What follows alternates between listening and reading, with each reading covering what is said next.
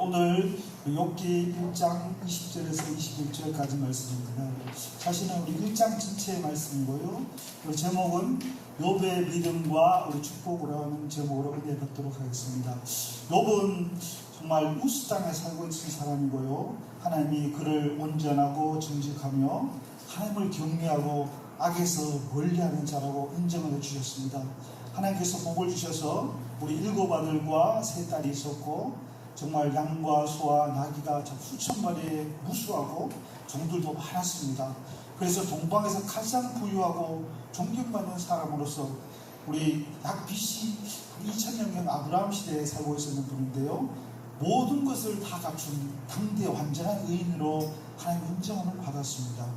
그리고 또 욥은 자녀들을 위해서도 기도하기를 쉬지 않았습니다. 특히 잔치 자리에 보면 마음도 이렇게 놓이고 죄를 짓기 쉬우니까 잔치가 끝나면 반드시 우리 자녀들을 다 모아서 그들의 명수대로 번제를 하나님께 드리며 하나님의 용서하심과 은혜를 구했습니다.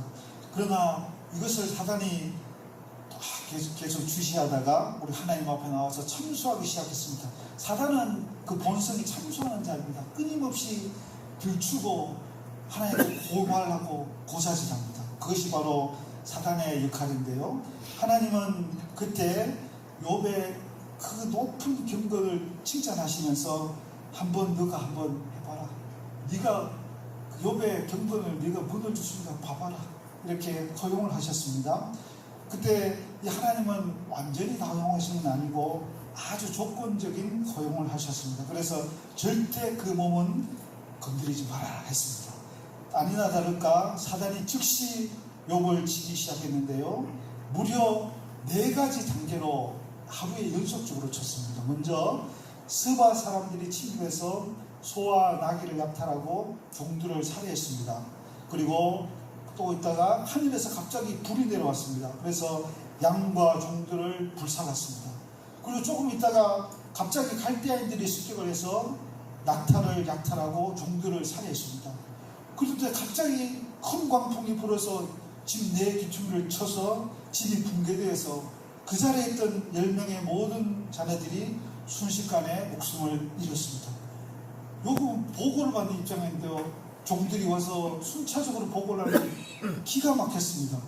제가 이것을 한번 확률 통계 프로그램 한번 돌려봤거든요. 근데 어떤 확률이 나왔냐면은 스바 사람들이 침입할 확률이 보통 10,000분의 1의 확률이 나왔습니다. 그리고 하늘에서 불이 내려올 이런 확률이 약 5,000분의 1이 나왔고, 그리고 갈대의 습격을 받고 이게 살해하는 이 확률이 약 10,000분의 1이 나왔습니다. 그리고 마지막으로 큰 광풍이 일어가지고 그 견고한 내 모퉁이가 쳐서 마치 10명이 또 그 자리에 가 있었어요.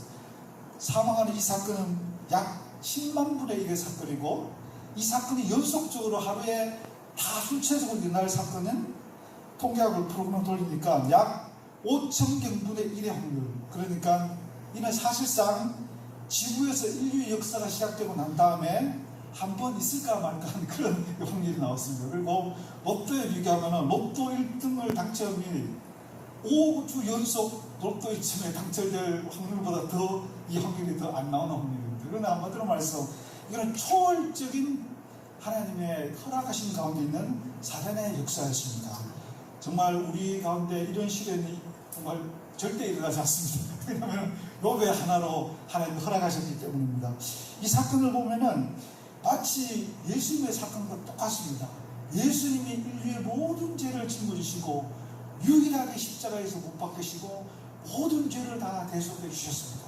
욥은 완전한 의인인데도 불구하고 인류 역사상 단 한 번 이 연속적인 모든 불행을 몸으로 다 감내했습니다. 근데 이게 사실은 1차 불행이거든요. 1차 불행이 딱 여기까지였습니다. 그럼에도 이때 욥이 굉장히 하나님 앞에 믿음을 보였습니다. 첫째로 욥은 이 시련 앞에서 우리 1장 20절을 봐주시면요. 욥이 일어나 겉옷을 찢고 머리털을 밀고 땅에 엎드려 예배하기 시작했습니다. 먼저 욥에게는 예배하는 믿음이 있었습니다. 극도의 슬픔과 분노와 충격이 그를 엄습했습니다. 그러나 욥이 하나님 앞에 한 것은 바로 엎드려 예배드리는 거였습니다. 오라 우리가 굽혀 경배하며 우리를 지으신 여호와 앞에 무릎을 꿇자. 그 감당할 수 없는 그 시련 앞에서, 초월적인 이 시련 앞에서 하나님 앞에 무릎을 꿇을 수 있다는 것, 엄청난 용기가 아닐 수가 없습니다. 역시 하나님께서 욥을 인정하실 만했습니다. 하나님은 영이시니 예배하는 자가 영과 진리로 예배할지니라. 가장 진실한 마음을 가질 수 있는 그때, 바로 욥과 같은 이런 인류 역사에 단 한 번만 겪을 수 있는 이 고난의 자리였습니다. 환난 날에 나를 부르라. 내가 너를 건져리니 내가 나를 영화롭게 하려다. 그 어떤 기도도 정말 무의미하게 보일 수 있는 처참한 그런 재난이었는데요. 바로 그때가 하나님을 절실하게 붙들 때이고 하나님이 영화롭게 임재하실 때인 줄을 믿습니다. 진정한 예배는 가장 극심한 상실 속에서 하나님 앞에 무릎을 꿇는 것입니다. 하나님은 예배하는 자를 찾으시되 가장 진실한 그때 받으시는 예배를 너무나 사랑스러워 하십니다. 우리 팀 켈러라는 분은요, 예배는 하나님 앞에 자기를 세우려는 과정이라고 말씀했습니다. 우리 시련 중에 드리는 예배, 고난 중에 있습니까? 마음이 낙심 가운데 있습니까? 그때 드리는 그 예배, 그 예배가 참으로 하나님이 기뻐하시는 예배인 줄을 믿습니다. 우리 둘째로 우리 욥이 가진 믿음은 바로 찬송하는 믿음입니다. 우리 21절에 보면요, 이르되 내가 모태에서 알몸으로 나왔사온즉 또한 알몸이 그리로 돌아갈지라. 주시니도 여호와시요 거두시도 여호와시오니 여호와의 이름이 찬송을 받을지어다. 창조주 하나님의 주권에 대한 완벽한 확신이었습니다. 이거는 아담의 범죄와 정말 딱 대비될 정도로 너무나 다른 모습을 보이고 있고요. 내가 여호와를 항상 송축하며 내 입술로 항상 주를 찬송하리이다. 항상 찬송하고 찬양할 그 이름, 바로 우리 주 예수님의 이름이요 우리 주 아버지 하나님의 이름인 줄을 믿습니다. 사실 이 시편 34편 1편의 고백은 우리 다윗이 사울에게 쫓겨가지고 우리 블레셋 아베멜렉 왕 앞에서 이렇게 힘을 흘리며 미시책을 하다가 겨우 그 자리에 모면하고 몸을 피하는 그때 하나님 앞에 올려드리는 감사의 찬송시였습니다. 그 어떤 상황만도 하나님이 역사하실 것을 그는 바라보되 정말 어떻게 보면 이렇게 광인처럼 그 연기를 할 때도 그는 그 마음 가운데 찬송이 끊이지 않았습니다. 시편 42편에 내 영혼아 내가 어찌하여 낭망하며 어찌하여 내 속에서 불안해하는가. 너는 하나님을 바라라. 나는 그가 나타나 도우심으로 말미암아 내 하나님을 여전히 찬송하리로다. 하나님의 도우심을 우리가 포기치 않아야 될 줄 믿습니다. 하나님을 늘 바라고 믿음으로 드리는 그 찬송, 그 찬송을 하나님은 너무나 듣고자 기대하신 줄 믿습니다. 찬송은 시련 속에서 하나님께 올려드리는 최고의 선물입니다. 하나님은 나의 고난 이 가운데 드리는 그 찬송을 너무나 높은 믿음으로 격려하고 계신 줄 믿습니다.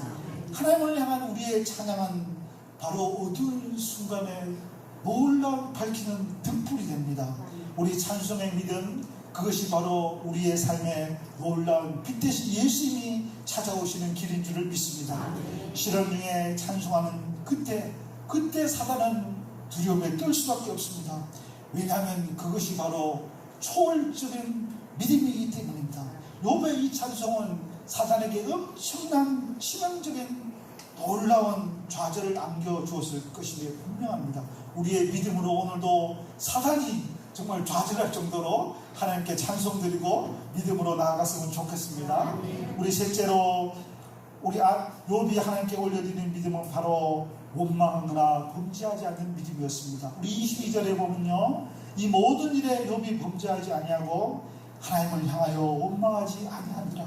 정말 보통 사람이라면 충분히 원망하는 마음이 입술로 나올 수밖에 없는 그 상황이었습니다. 출애굽기 우리 16절에 보면은 온 회중이 광야에서 모세와 아론을 원망하기 시작했습니다. 우리가 애굽 땅에서 고기가 막힐 때 앉았을 때 여호와의 손에 죽었더만 보았을 것을 막 이렇게 원망하고요. 이제 너희가 이 광야로 우리를 인도해 내어 온 회중이 죽여 죽게 하나도다 이렇게 했고요. 또 심지어 가나안 땅 앞에서 바로 그 좋은 땅을 바라보면서도 민수기 14장에 보면 이스라엘 자손이 다 모세와 아론을 원망하여 가로되 온 회중이 그들에게 이르되 우리가 애굽 땅에서 죽었거나 이 광야에서 죽었다면 좋았을 것을 이렇게 또 막 원망을 했습니다. 그때 고린도전서 우리 10장에는 바로 그들 중에 어떤 사람이 원망하다 멸망같이 너희도 원망하지 말아야 할 것이라고 말하고 있습니다. 원망은 하나님의 약속을 완전히 무효화시키는 치명적인 실수입니다. 우리는 하나님의 좋은 약속을 계속 유지하기 위해서는 우리 안에 원망이 올라오는 것을 꾹꾹 찬송과 기도와 예배로 다져내야 될 줄을 믿습니다. 빌보서는 모든 일을 원망과 시비가 없게 하라고 우리에게 좀 알려주고 있습니다. 예레미야에 보면 살아있는 사람은 자기 죄로 말미암아 벌을 받나니 어찌 원망하랴. 우리가 스스로 우리의 행위를 조사하고 여호와께로 돌아가자. 정말 보통 욥기가 이런 까다로운 초자연적인 시련은 잘 없습니다. 사실은 우리의 죄 때문이고 우리의 주위의 이웃 때문이죠. 그래서 우리 좋은 이웃을 왜 기도해야 될 줄 믿습니다. 그러다 보니까 우리 인간의 스스로의 죄 때문에 우리가 고난을 많이 당하는데요. 그래도 보면 하나님께 원망드릴 게 하나도 없습니다. 아유 하나님 맙소사, 하나님도 무심하지. 그거 전부 다 말도 안 되는 소리입니다. 하나님은 진실하시고 우리가 죄악될 뿐입니다.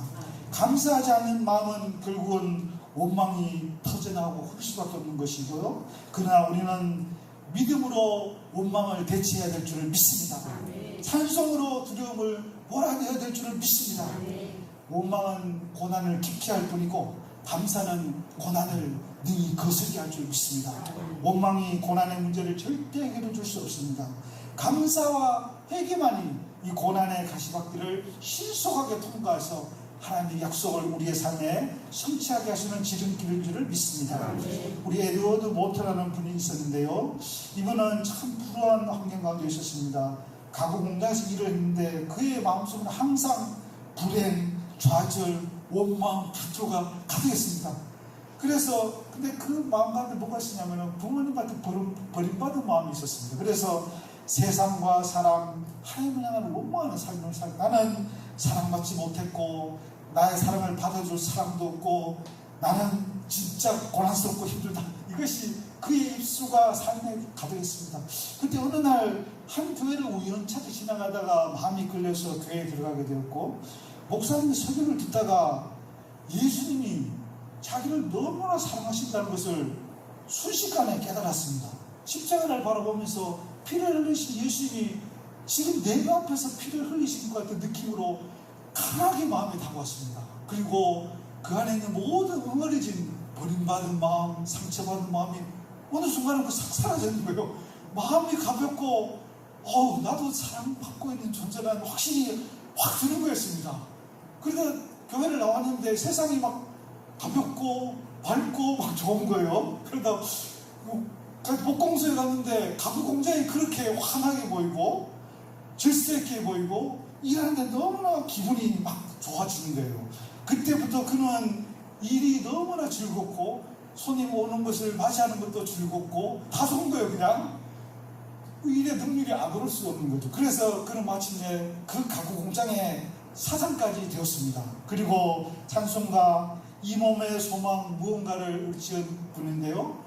끝내는 이분이 영국에 가셔서 침례교회 목사님까지 되셔가지고 아주 하나님께 영광 올려드리는 삶을 살게 되었습니다. 사실은 모든 것이 하나님의 사랑에 대한 오해, 하나님을 우리를 향한 섭리나 오해에서 다 불과한 것이지 사실은 우리를 향한 하나님의 사랑은 영원하고 불멸하며 분명하고 확신차인 줄을 믿습니다. 2025년 이하로 하나님의 이 하루를 통하여서 영광 받으시기를 간절히 기도드립니다. 절대 우리의 삶에 욥의 고난 없습니다. 욥이 다 담당했고 예수님이 모든 저주를 다 담당하셨습니다. 절대 우리는 애매한 고난이 없습니다. 예수 그리스도 안에서 확신찬 믿음의 길을 가고 있을 뿐입니다. 그래서 날마다 어떤 상황을 볼 때 절대적으로 긍정적으로 해석하시길 바랍니다. 그 가운데는 놀라운 하나님의 사랑이 깃들어 있다.